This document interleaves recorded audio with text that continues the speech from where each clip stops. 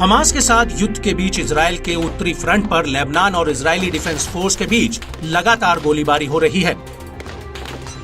Lebanon की तरफ से हिजबुल्लाह बार बार रॉकेट और मिसाइल हमले कर रहा है और इस सब के बीच ऐसी पूरी संभावना बनी हुई है कि हमास के साथ हिजबुल्लाह भी इस जंग में कूद सकता है।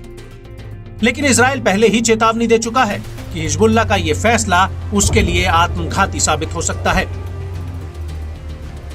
लेकिन बड़ा सवाल यह है कि इजराइल की फौज के आगे आखिर हिजबुल्लाह कितना ताकतवर साबित हो सकता है। तो इसको लेकर इजराइल के एक think tank national security studies यानी INSS ने बड़ा दावा किया है। INSS का दावा है कि हिजबुल्लाह के पास 2 लाख रॉकेट और 1 लाख तक लड़ाके हैं। हिजबुल्लाह को ईरान से फंडिंग और हथियार मिलते हैं। हिजबुल्लाह में 50,000 से लेकर 1 लाख तक नियमित लड़ाके और रिजर्विस्ट हैं।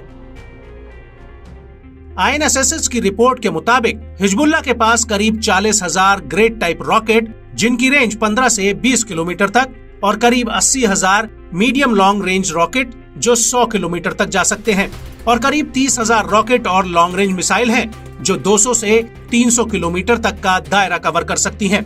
इसके अलावा हिजबुल्लाह के पास सैकड़ों फतेह 110 मिसाइलें हैं जो कम रेंज वाली फ्यूल बैलिस्टिक मिसाइलें हैं।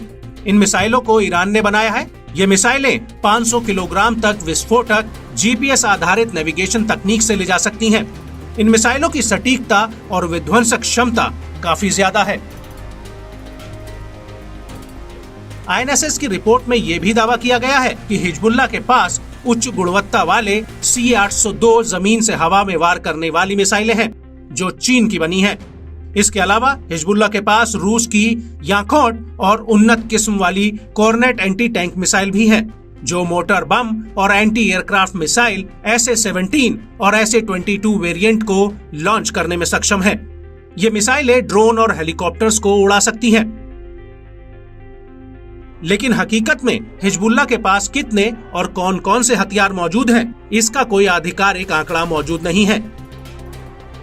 वहीं इजराइल पर हमले को लेकर अमेरिका से लेकर मिडिल ईस्ट के कई देश हिजबुल्लाह को इस युद्ध से दूर रहने के लिए कह रहे हैं।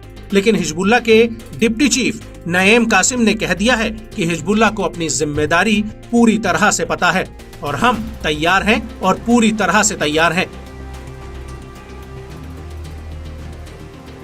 वहीं इजराइल के रक्षा मंत्री योव गैलेंट का कहना है कि IDF को उत्तरी फ्रंट पर हिजबुल्लाह का सामना करने के लिए तैयार रहना है क्योंकि हिजबुल्लाह हमास से 10 गुना ज्यादा ताकतवर है और यही वजह है कि अब इजराइल अपने उत्तरी फ्रंट पर भारी संख्या में फोर्स और हथियारों की तैनाती कर रहा है।